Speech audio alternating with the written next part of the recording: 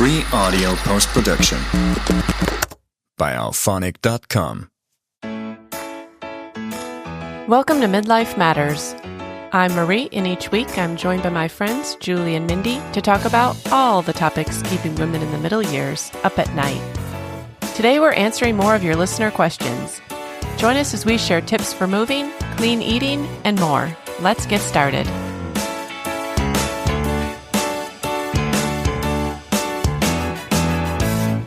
Listeners, today we're answering more of your questions. Someone requested that Mindy give a rundown on how to move to a new state.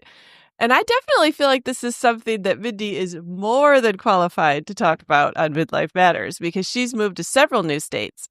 And then someone else asked us to talk more about clean eating and the Bobby Approved app, which we are happy to do. And then if we have time, another listener asked us to talk about our favorite cookbooks and the places that we like to get recipes online. Because even if you don't use cookbooks, you probably are looking up recipes online. And as Julie has said in past episodes, she has 500 or more saved on her phone. Is that true, Julie? I know. And when that question first came up, I thought, I don't use cookbooks anymore. I don't have anything to offer.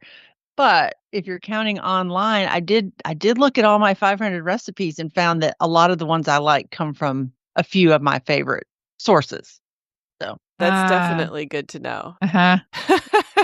I can safely say I don't even have one recipe saved in my phone. So that's going to be Julie and Mindy. Oh, my goodness. All of mine are screenshots, which Okay. Unfortunately, yes, I have a bunch of pictures.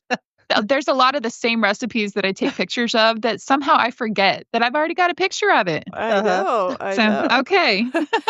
Okay. Well, Mindy, why don't you start us off with how to move to a new state? Because I definitely feel like this is a different process than if you're just moving locally. So what came to mind when someone asked you to give them the rundown?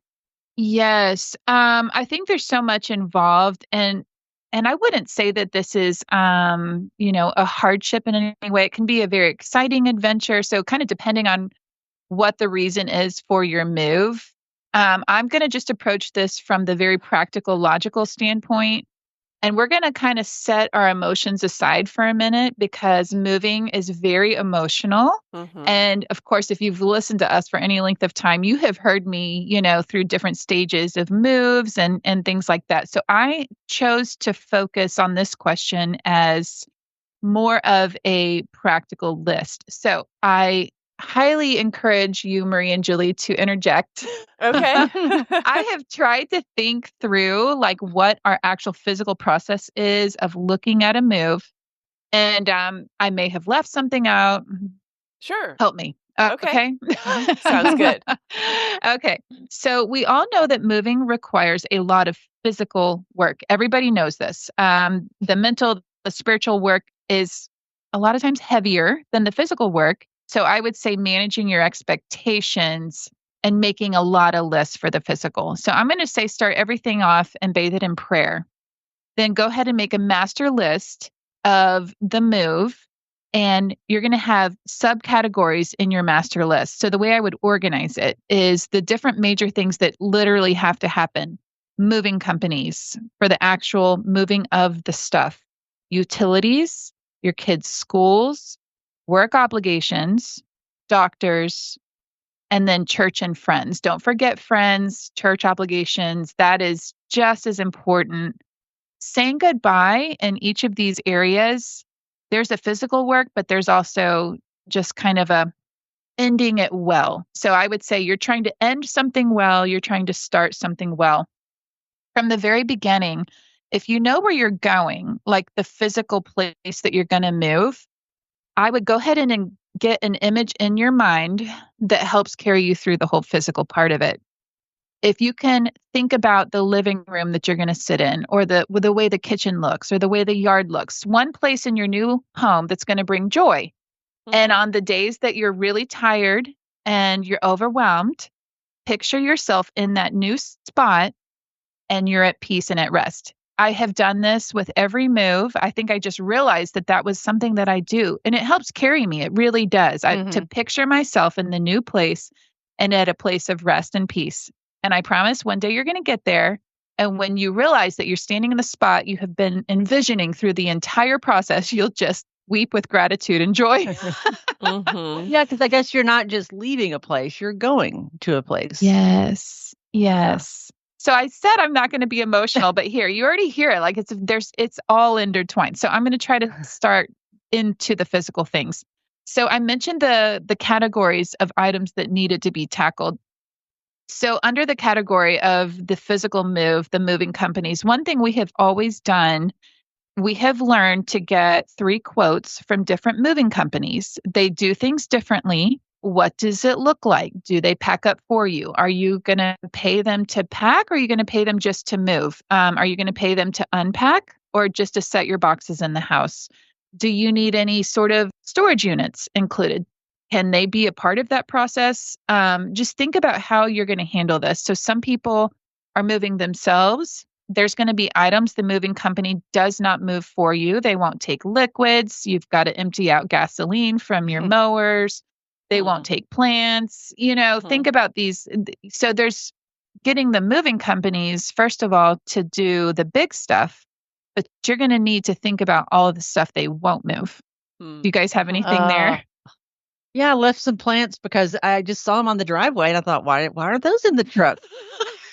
And there was like 2 beautiful ferns over there, and they're like, oh, we don't move those. So I just never even got them. It was just, I don't know. I should have called you, Mindy, because I didn't know.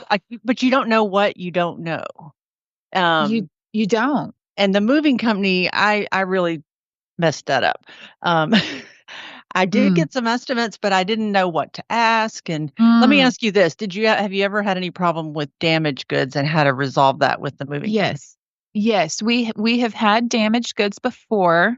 My dining room table has been paid for before because they set our lawnmower on top of it and just rolled back and forth between Pennsylvania and Tennessee. Oh my! And there's some really beautiful grooves in that thing. And so you end up having an estimator. They will send someone out to your home and you take pictures like as it's coming off the truck. You make sure that you take pictures while the movers are the ones to prove that they did the damage, I guess. Well, let me add this. You just reminded me, Julie. We have always videoed our entire house before one mover sets their foot in the house because we can then prove the condition of the furniture. We can remember what we had because sometimes things go missing. We can prove a lot by having video or picture evidence of your home. It also helps in decorating. When you get to your new place, well, what did I do before? Like you will forget where you had things. So having an inventory of your own stuff is actually very helpful and can come in handy if you do find that there's been damage done. They'll send out an estimator. And they'll decide then how to, pay for that item. So we did have them, they reimbursed us for, what they said our table was worth, but you can also appeal. We've been through that before. And then we chose to keep our table because we didn't mind it so much. After they paid for it. It's got a good story. It's all scratched up, but you know what? We love it. So you decide what you do from there. All right. Marie, did you have anything to add? I did want to make sure. No. I have only used a moving company one time, and I was so young and inexperienced that I was just thrilled that they moved us. And I think the only damage was like to a throw pillow. So, it was a good experience. They packed us up, they moved us, they unpacked, and, it was paid for by a job. So it was like one of those kind of situations where I didn't even hire them. The job hired them. Yes. Okay.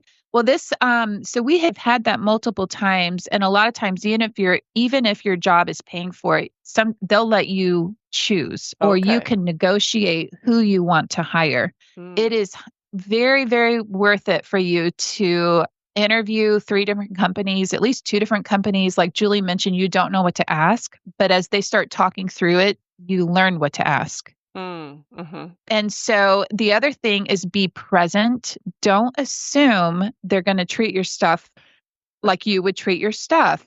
We are always available and present and somewhat helping, even though we're paying for them to move us. We have taken pictures of our queen mattress with no cover sitting on the grass. And we were like, that's not good. Mm-hmm.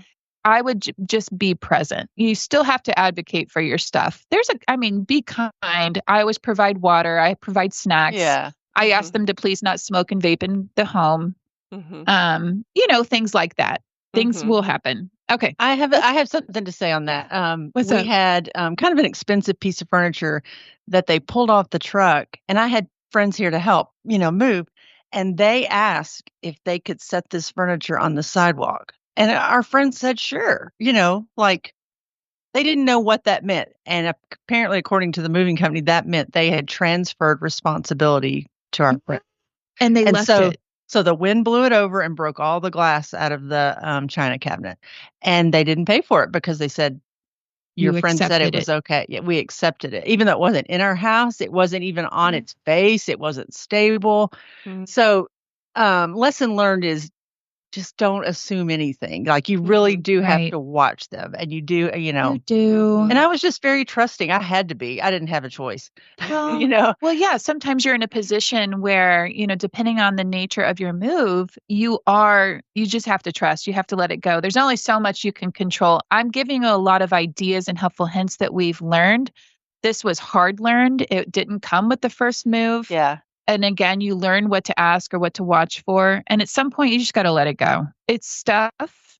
Sometimes I wish they would lose it all because I don't want to deal with it. It's overwhelming. Stuff is overwhelming. And I think, why do we have so much stuff? Mm-hmm. And so as you're packing up, Bryce has always done a great job of organizing our stuff. And so he'll either color code the room so that when they box it, even if we're not the one, boxing it, so that they can label like the red room and just put a red dot on all the boxes. And they know. Then he'll put up a piece of construction paper, or he'll do number system or a letter system. This box goes to this room. And so we do try to organize our stuff in that way. Again, that's an amazingly helpful tip. Helping the movers organize your stuff, because you don't want all the boxes then coming in, going to one random place. You have to open every one to figure out where it goes. Right. So if you can somehow organize your stuff in whatever system works for you, it's very, very helpful. Get rid of stuff. Mm-hmm. If you didn't like it in this house, just get rid of it. Again, you're going to be overwhelmed by the amount of stuff you actually have. Even if you live in a 1,500 square foot space, you have accumulated stuff in your closets and under the sinks and in the drawers, and just go ahead and sift through it. Make a lot of drops to Goodwill. Mm-hmm. Yeah, even moving locally after living in a house for 20 years, I got rid of a lot of stuff. I felt like I had pared my furniture down a lot. Like I told my kids, take your bedrooms up to college apartments. I had downsized in a lot of furniture. If I didn't like it, like you said, if I didn't like it in that other house, I was moving it to this house. And I really did try to pare down, but even still, I remember we had to be out of the old house by a certain date, and we were still trying like a few hours before the end of that day to get like the last stuff. There's always more than you think. Is. Yeah. There's always more. You're going to probably hit a point of, just toss it on the trash. I don't care. Right. Or you're like, free garage sale on my driveway. I mean, yeah.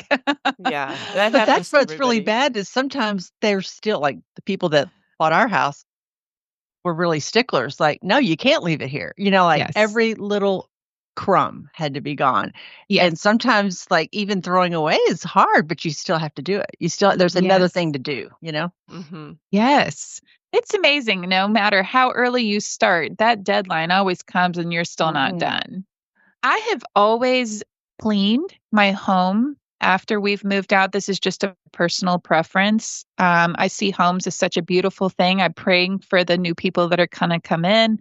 And I usually leave some sort of gift or note like welcome home. So I like to end well in every way possible, even if it's been a contentious closing, which you may have had. Let's move on to some of these other subcategories that I mentioned. The utilities. Immediately, I don't care if it's 6 months down the road, go ahead and call your utilities companies and let them know that you're moving. get an idea budget-wise what they require financially to turn off services, how much time they need, what they expect with if you have some of their equipment.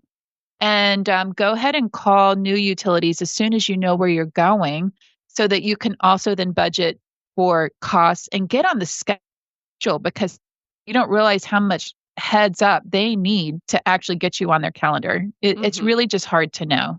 So talking to all of the utilities people, housing in the new place. Do you need temporary housing? What are those startup fees? Where are you going to go? Kids' schools to go ahead and let teachers know. Go ahead and research schools where you're going to go. What do you need? Do you need to bring physical, report cards? Do you need how are the schools going to communicate with one another? And what do you need to try to, as smooth as possible, set up your kid in their new place?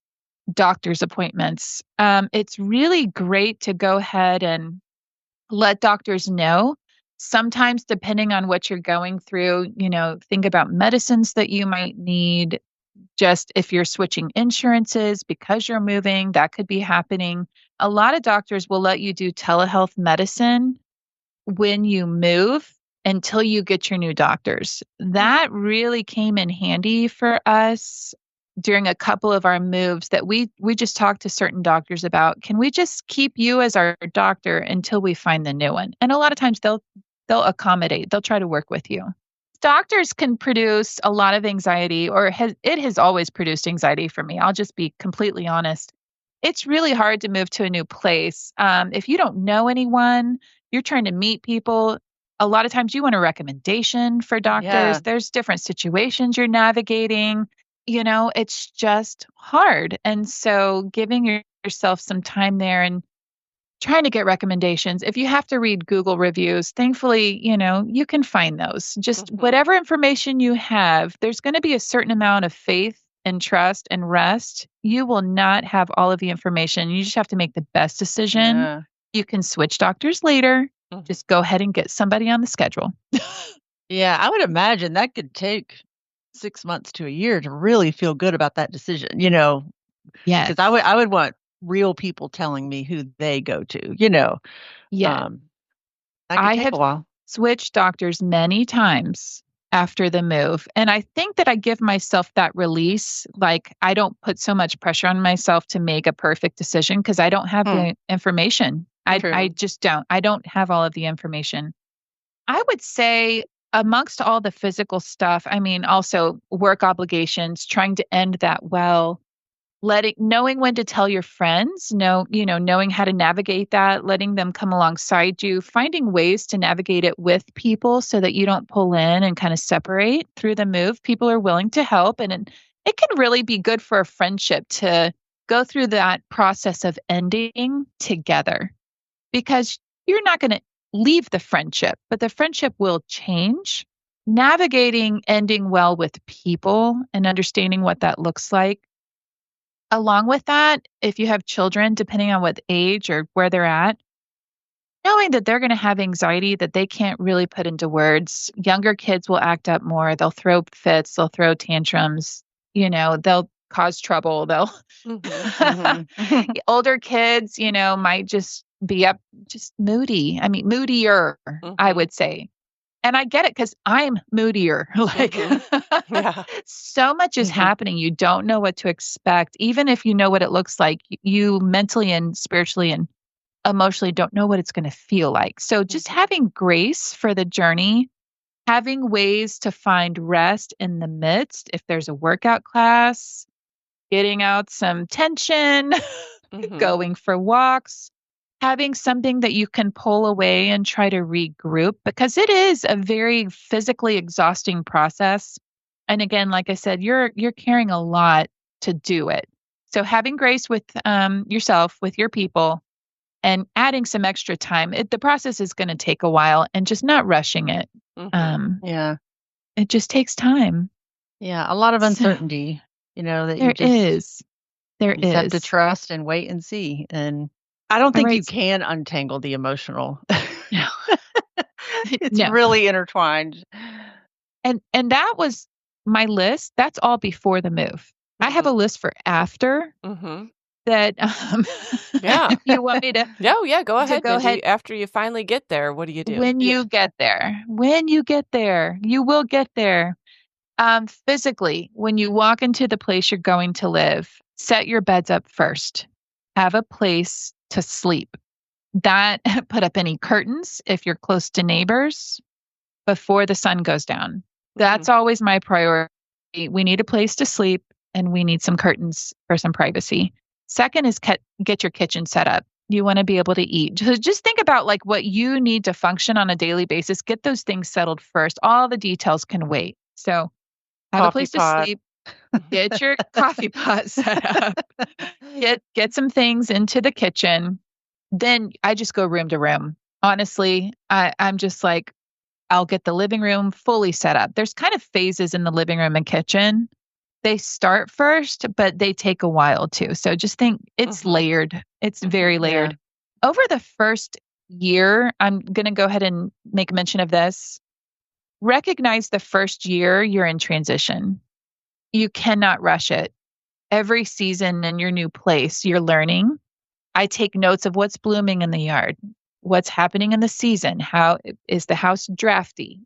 You're learning. You're constantly learning. You're learning your new home, your new place as you meet people.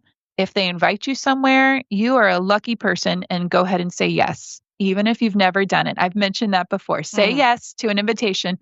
Spend your whole first year saying yes, exploring, learning, taking notes. So that's a different kind of tired. Do y'all have anything to say to that? No, just that even a local move, I think you're surprised by how long it takes to get settled in a new house. I mean, I still am trying to figure out what to do with certain closets or what to do with certain things or moving them or trying to get it so that I feel comfortable. And I've been in it a year and a half. So it takes a while. I still, when I go and I'm looking for something, I still see it in the old closet. And I'm like, now where would that transfer here? Because there's not necessarily that bedroom closet. And it's hard to find things. Well, I'll get rid of stuff in this category as well. True. As you move in, you're going to sift again as you start to get your house settled and you're like, I thought I loved this. I don't love it in this new place. Get rid of it. I would say physically take different ways home from anywhere you go. Just kind of start to learn the roadways, explore, find the roads that you enjoy, find relief routes for, the grocery store, try different grocery stores, things like that. I usually will get a label that I can put on cards or things like that say we've moved, giving friends a heads up, this is our new address. There's so much more, but I think one of the final things that I'll say, and this really hits with the emotional, spiritual, mental category, understand that you're not going to be able to replicate exactly what you had, both in a physical room or relationship or church. What was great about the last place you lived is still great, but you can't take the exact same scenario and put it into the new life. God is going to do something new. And I would say give yourself an opportunity to grieve what you have left behind that you loved and thank him for what you loved. But understand that to take on a new place, the people are going to be different. You're going to have different friends, people that bring different things out in you. You'll think, oh, I've never had a friend like this before. Yet somehow in this new place, these are the people that are, really I need to be around this time. Maybe I'm going to learn how to work out differently because they don't have that type of class at this gym that I'm going to now. Try to have eyes to see and an openness for new people, new relationships. Different facets of you are going to come out. You still bring the old parts with you, but you're going to grow and change and navigate. And when the Bible says, that the Lord is going to teach you a new song, well, that's different lyrics. It's a different tune and it's just as good, but it is different. So yeah. I'll say one thing that would really make it hard. You want to set yourself up to have a new experience and a new life. And that's good.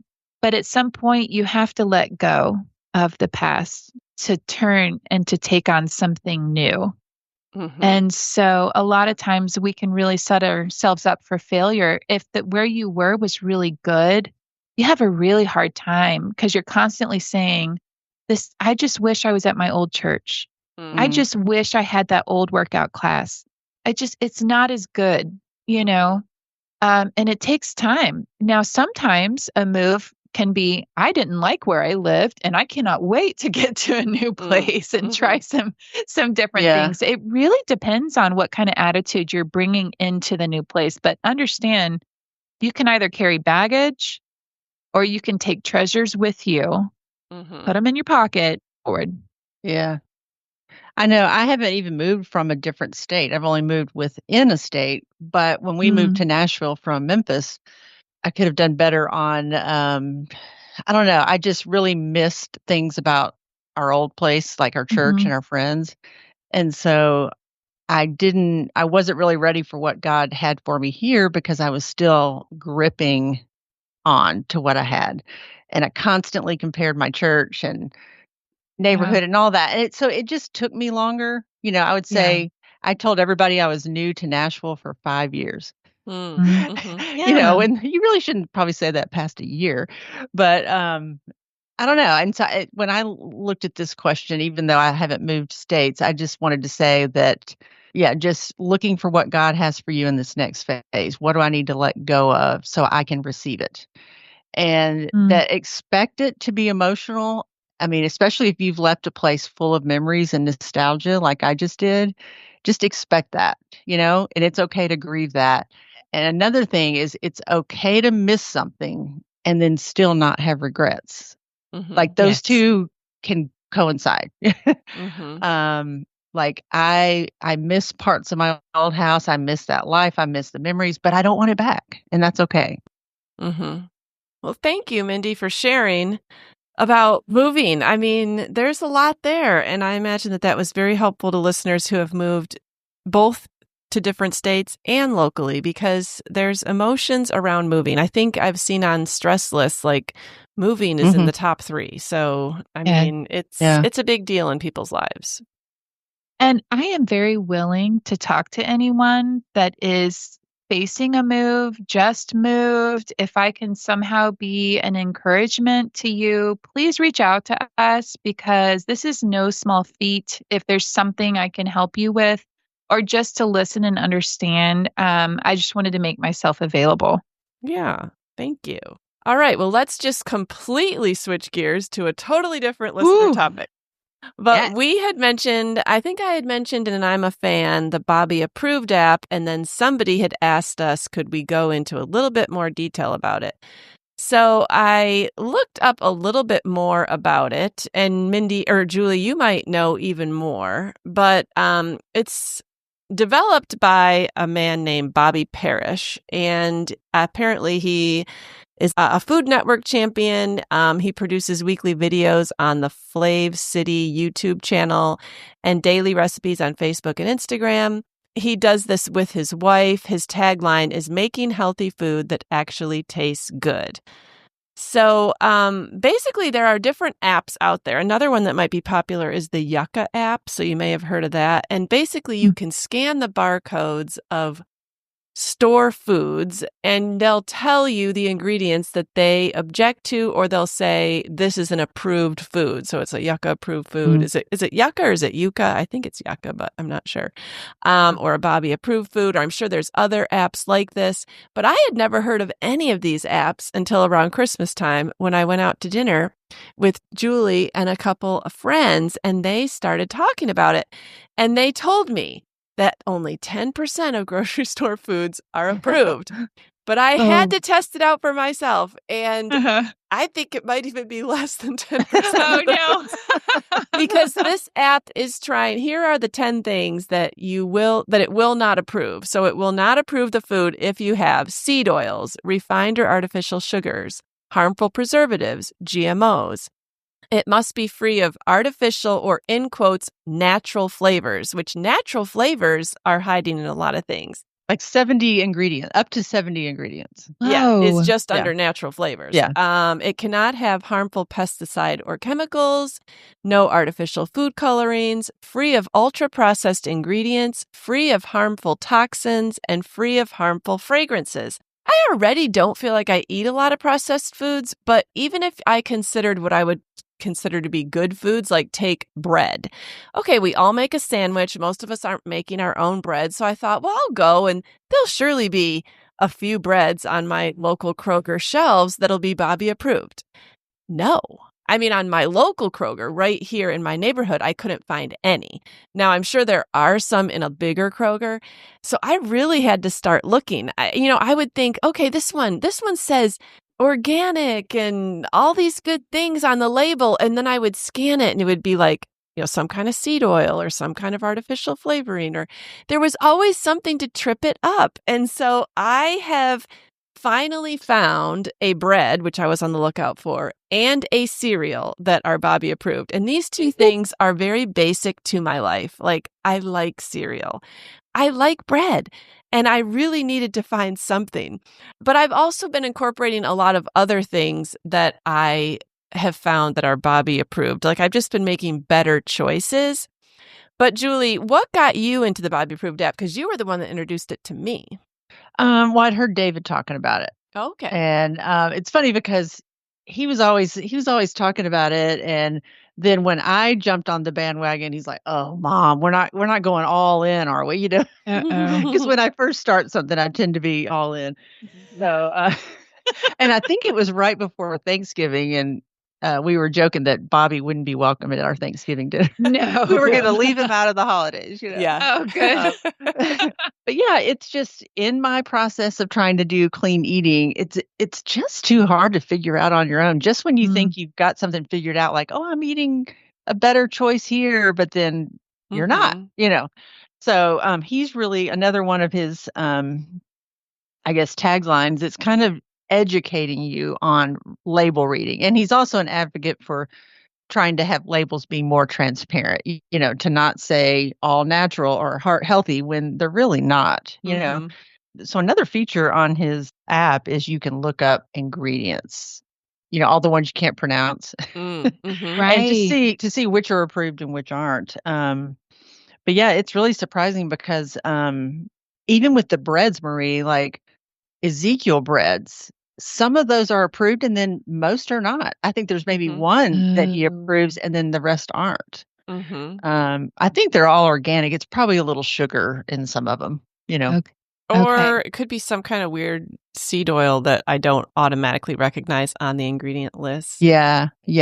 Well, when I went to Trader Joe's to look for breads, I thought I was a long time buyer of their organic seeded bread. I thought, okay, this is going to be approved. Not.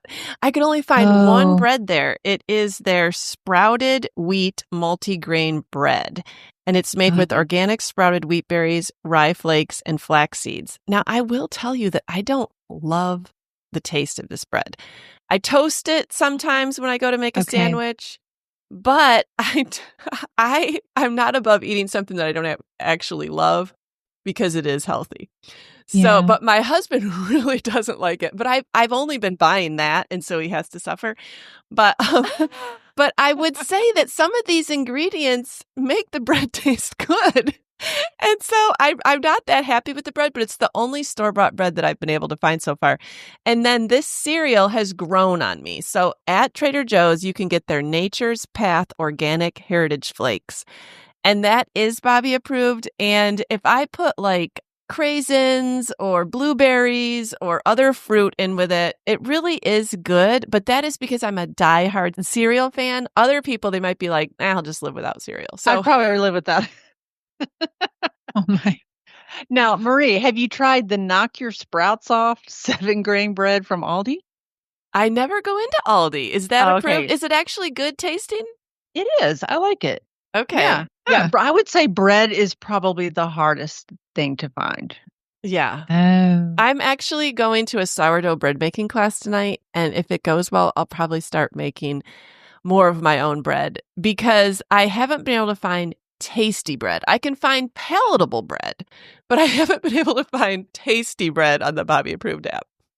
Yeah, what I find with the Bobby Approved app is I actually like the bread for toast, but it's not necessarily a soft sandwich bread. No. Which Okay. I hardly eat a sandwich anyway, so I guess that's why I can tolerate it. But, I'm more of a toast person. So, So Marie, is sourdough bread approved then? I actually don't know. I mean, I think if I went to different stores, there probably would be one that's approved. It would depend on what it was made with. But I feel like if something's completely homemade, it's probably approved because it's only made from whole natural Right. well, you'd have to make ingredients. sure the flour was organic. That would be Okay. the thing. You'd have to use Okay. organic flour because it doesn't have, Roundup or pesticides on it. Yeah, so I'm sure I'll have to use organic ingredients. But if I made it myself, I feel Yeah. like, I mean, there's no way to scan it. But if Right, the ingredients right, are yeah. approved, I feel like the final product must be. Yeah, if there's probably Okay. only 4 ingredients, Yeah. Okay. it's simple. Yeah. One other thing that I've kind of, like when I said I was going to start on this clean eating, I wasn't going to just empty my pantry and start over. Okay. I was just going to use things up and then learn what to replace it with. And one thing I found on his app was the Primal Kitchen brand for sauces and condiments. So I've got their ketchup. I've never heard of that. I bought their, I think it was buffalo sauce, a couple of sauces, because those are full of, sauce. I think if you look at the Chick-fil-A sauce, it's just the worst. Tastes good. Ignorance is bliss. Ignorance is bliss. Like 35 ingredients. Like, why does it need so many ingredients? That's Yeah. So the Primal Kitchen sauces are good. So I've just Okay. slowly started replacing those. Yeah, I switched my mayonnaise because I had a hard time finding a mayonnaise that was Bobby approved. I did find one. It was at least 2 times as expensive as the regular mayonnaise, and you get half as much.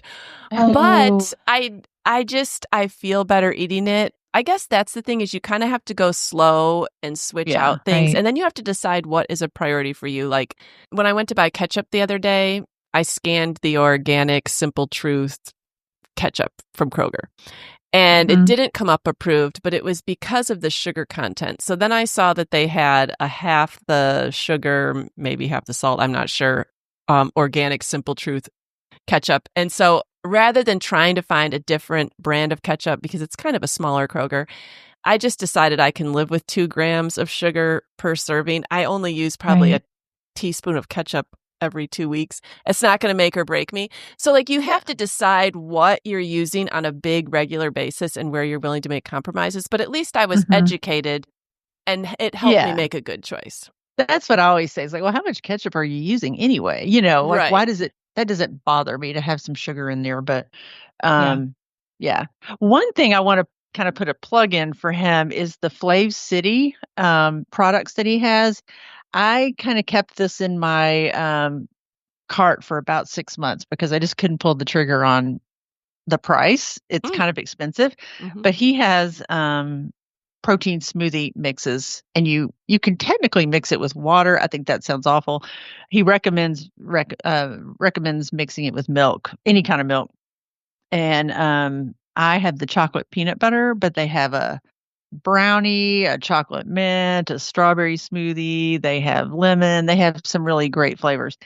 And I will say it mixes up perfectly. It's not lumpy and it's got all great ingredients. I think it's $59, which that may not, I don't buy a lot of protein powder. That may not be that expensive. No, that's about what it is at Costco to buy a bag of protein powder. I mean, it's not a huge bag, but it's not the Costco size, but yeah. So I will say, the flavor I'd forgotten was called butter coffee. I've yet to try that, but they offer a 1 serving size, and you can get like 12 flavors. So if you wanted to try them out without committing to a whole bag, you can do that. Kind of a good idea. Yeah. So I'm going to try some other flavors because I really, really like it. Yeah. I wanted to talk a couple minutes on different things that I've started doing since I started doing the Bobby Approved app, because I think it just got me more interested in clean eating. For a few years, I'd been trying to reduce my cholesterol, but I could never bring myself to get on the oatmeal bandwagon. And I finally, due to his app, when I could not find a single instant oatmeal, I could not find any other kind of oatmeal that was approved other than the organic steel cut oats. I thought, okay, I'm going to have to learn how to make these things.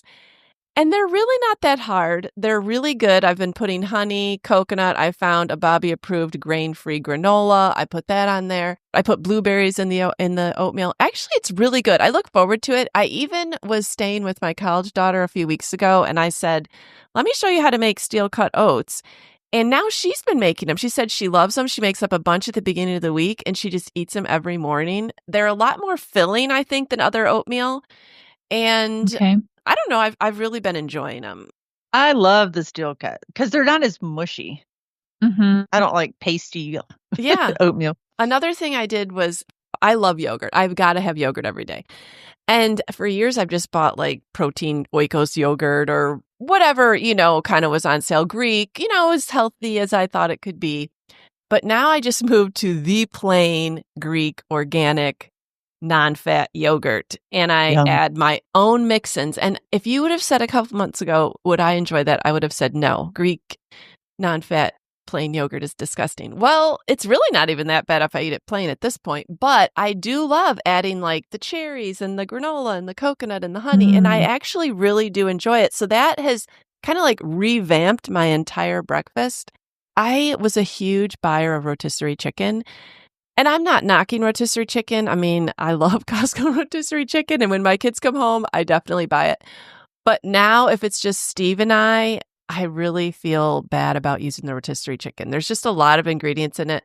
So I've been making my own convenience chicken, which I consider rotisserie chicken to be convenience chicken. And so now I make my own up kind of in bulk and freeze it the way I would have the rotisserie chicken. So I can still pull it out to put on pizza. I can still pull it out to put, in quesadillas, but it's stuff that I made myself. And so that is kind of a revamping. I notice I've kind of revamped a lot of my snacks. Like if they aren't getting approved, then I try to find something else that will be approved. So it's not that I've eliminated everything, but it's just making me look at the things I eat on the most regular basis in a new way. Right. Yeah. And one of the fun things that he does, if you follow him on Instagram, he'll go to Costco or Aldi or Trader Joe and just kind of walk the aisles and show you what he's found that week. Okay. And a lot of times he'll pick up two products, two bags of chips and show you this one's full of this. But look, right next to it, there's this. And oftentimes it's Bobby approved, but sometimes it's not. And he'll say, but this is so much better of a choice. And it might not be Bobby approved because it does contain sugar. He'll never approve anything that has sugar in it.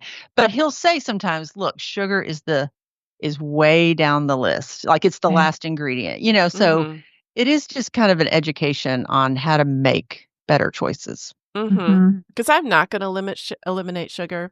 No. Like I like to have a dessert. I like sugar. I like to have some sugar. But I've eliminated things that have unnecessary sugar. Like extra sugar hidden in it that I didn't even know about. Right. Yeah. Yeah. I do have a question, just since I'm not well versed with the Bobby approved app. So somebody who is, ignorant of what it all is, does he include any restaurants like eating out or anything like that?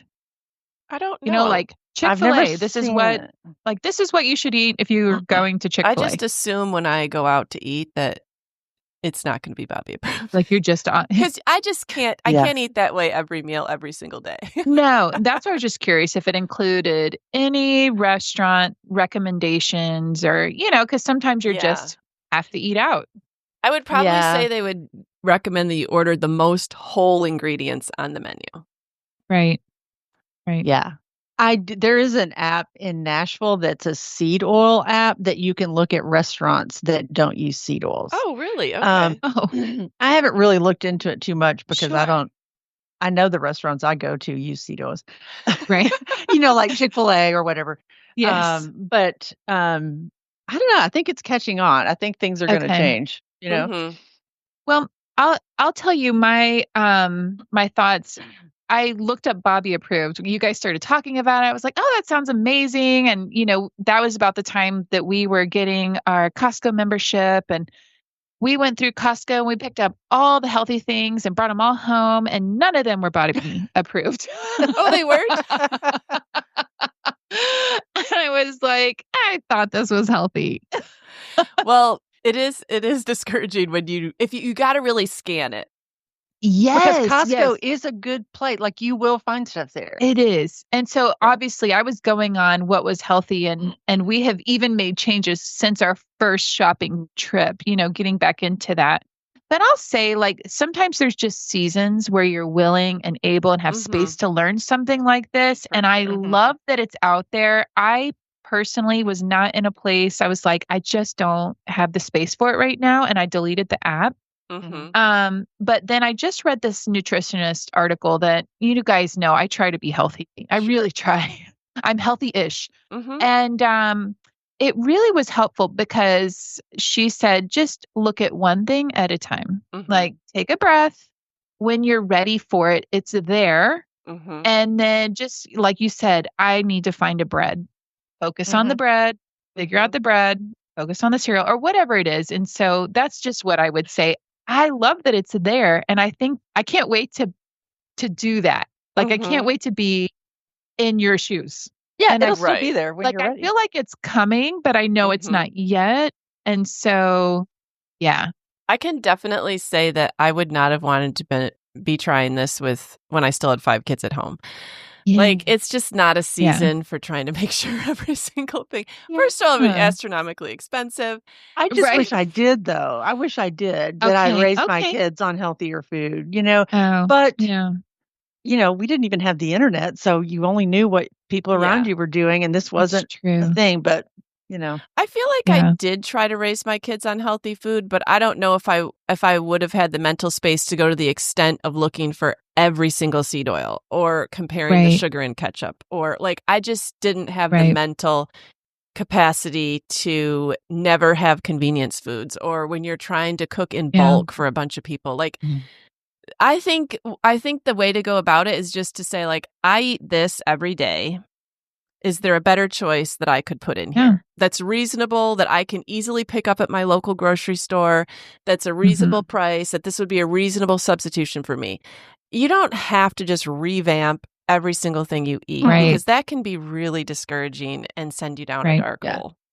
Well, I told you I tend to think all or none, and so I give up on a lot of things really quickly because you can't do it all at once. And so this time I have had a totally different approach, and I've probably been on this journey for almost a year, maybe not that long, 6 months. And I am doing it that way. Like, let me just find my breakfast. And so now I've got breakfast, and let me just find my lunch. And now I'm kind of at the place where I'm taking recipes that I either find on the internet or that were my favorite recipes. How could I tweak those? Like, what am I putting in there that I could probably find a substitute or a little bit better option, to make it healthy? Substitute an organic meat or chicken, and find a different sauce, that kind of thing. Yeah. So wherever you are, like, even if it's just you make one change, I don't know that it's possible to do it and still enjoy eating if you literally had every single thing. It'd be a full-time job too. It would. Yeah. If you can come at it from a place of, I'm curious, I'm excited to learn, this is, a new venture, like, let's take this learning curve, as opposed to, I feel guilty, I'm so ashamed of what I've been eating, I have to change. So being led by that, like, oh, I'm excited versus, oh, I feel guilty. So I think I look forward to the day where my son's not saying, hey, can you make this? And I'm like, well, that's, sure. You're 17. You can handle it. But I know that the day is coming, and I am excited for the day where I'm like, I'm revamping this. I can see it coming. We're not quite there yet. No, I totally get that. Well, before we run out of time, let's give Julie a chance to talk about where she gets some of her 500 recipes. Okay, I found a lot to talk about here. We might have to do a part 2. Like I said, I really rarely use cookbooks anymore. Most of the cookbooks that I kept in the move were just travel souvenirs from places we've been, So I get all my recipes online, and I love to try new ones. So I went and looked at all my online sources and found the ones that, okay, I'm doing these on repeat. Either the actual recipes on repeat or it's from the same source. So one of my favorites is, let's see, it's called Shred Happens. And Love and it. it's this man, and he's always making, I would say he has a Mediterranean food focus. It's healthy, high protein, low carb kind of stuff. Makes great salads, great bowls, if you're looking for that kind of thing. Pinch of Yum. And these I've would heard of them be before. these would be it. This is where you'd find them maybe on Instagram is what so Shred Happens is an Instagram handle. Okay. Pinch of Yum, but then they also usually have a website that you can go to if you want to look up all recipes. But Pinch of Yum, let's see, she touts healthy dinner recipes. I've made her, I think I've mentioned this as I'm a fan, her barbecue salmon with mango salsa. And they're usually really easy. Like it was just a dry rub with some common spices and then a homemade mango salsa on the salmon. Caro Chambers, Caro Chambers. She's really good for sheet pan dinners. And then she's actually written a cookbook called What to Cook When You Don't Feel Like Cooking. And then she writes for Substack. So I've joined on her newsletter called What to Cook Community. So you can get free emails in your inbox every week, and she might have like a meal plan for the week. And I don't ever follow that meal plan, but I might look and see, here's a great recipe. Right. Elizabeth High School, Heiskell. I think her Instagram tag is Elizabeth High School Official. Now, she personally drives me crazy, but she would be, and her recipes aren't healthy, but this is where I think you'd go to if you were going to a Super Bowl party or asked to bring something and you wanted it to be really good. I was just asked to bring an appetizer. I need to go to her Instagram. Okay, you go to her because like she touts everything as like, this is the best pimento cheese you'll ever have. And it's all kind of, I'm sure it's not healthy. Pimento cheese, chicken salad. Like she kind of has an entertaining emphasis, party food kind of stuff. So yeah, go there for that. Okay. I always trust Southern Living, and they have an online presence now, instead of going to their cookbooks. I feel like they're always really tried and true. And then lastly, I've mentioned this before, Anna's Table. That's her Instagram handle, but her website is called servingdumplings.com. And I've probably made 10 or 12 of her recipes, and they're restaurant quality recipes.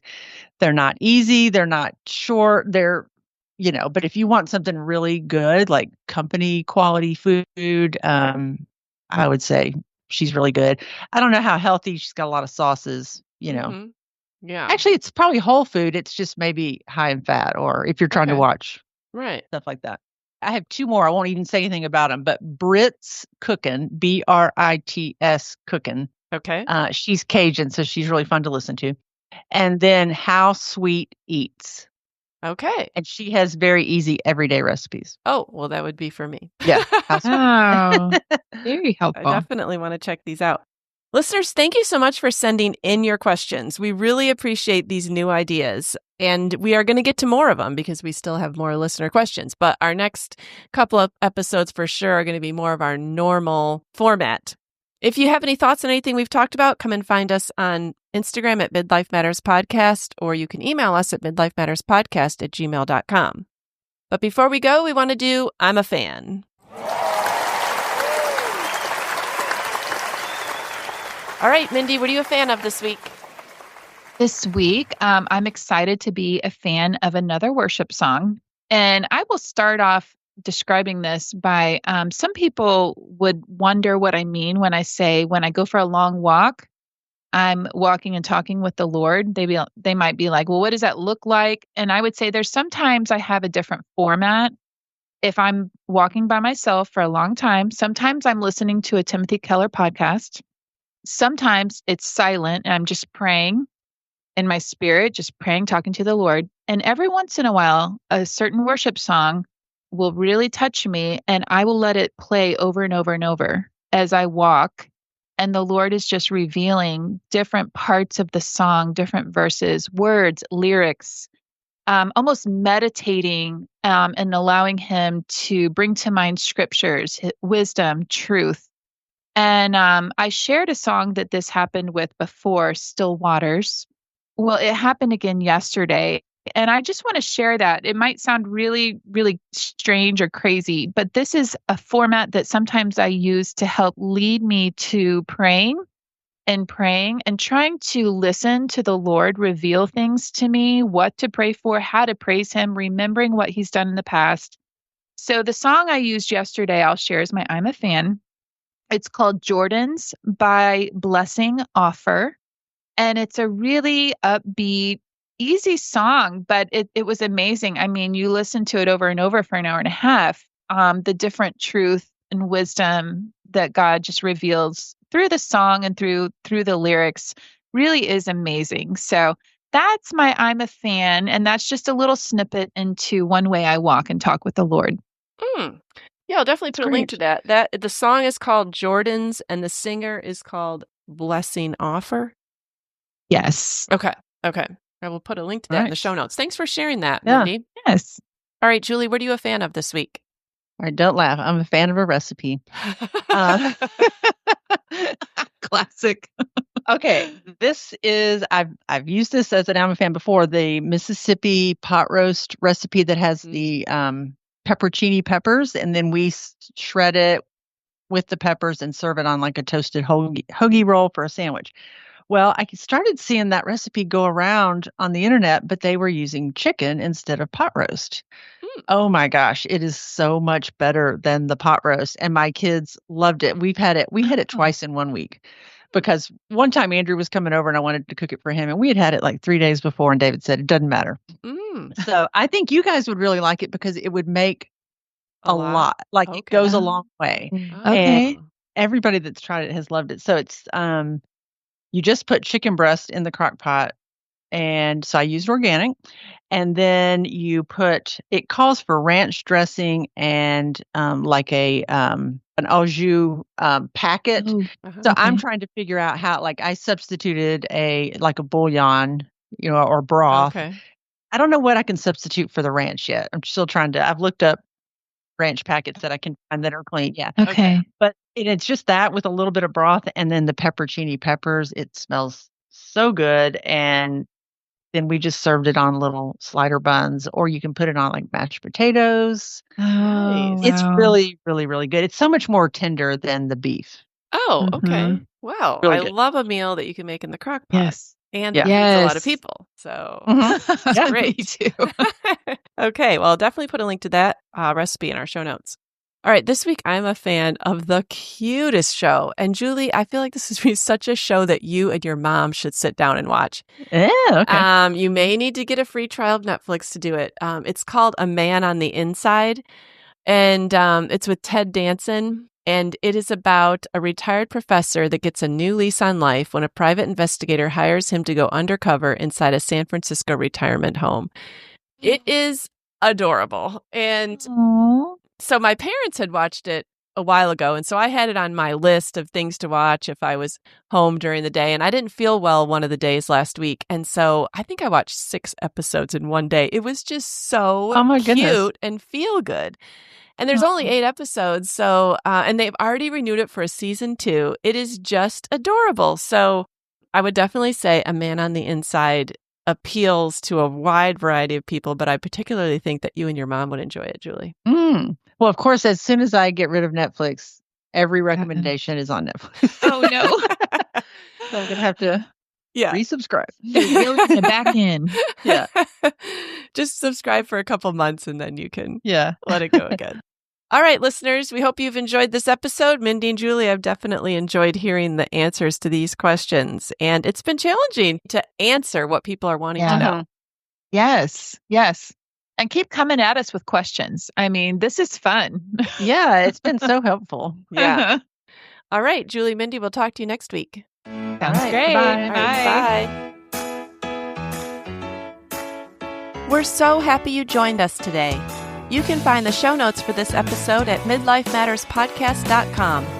Also, please tell a friend about the show and help them hit the free subscribe button on their favorite podcast app.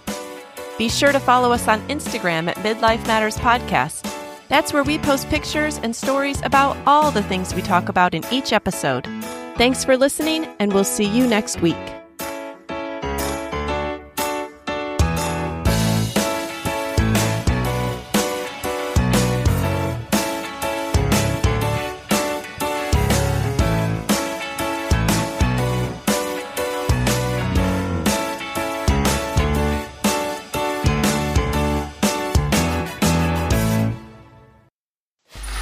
Free audio post-production by alphonic.com.